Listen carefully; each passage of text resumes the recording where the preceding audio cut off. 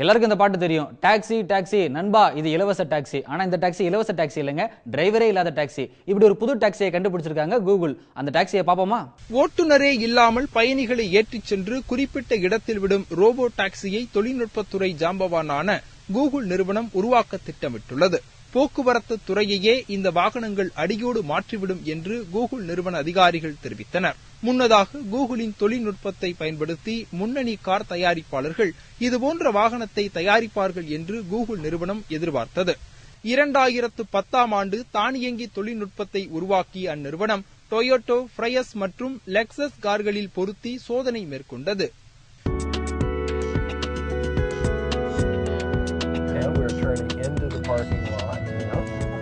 How neat. There we go. Now we kind of creep along here. Does anybody have any money? I've got money.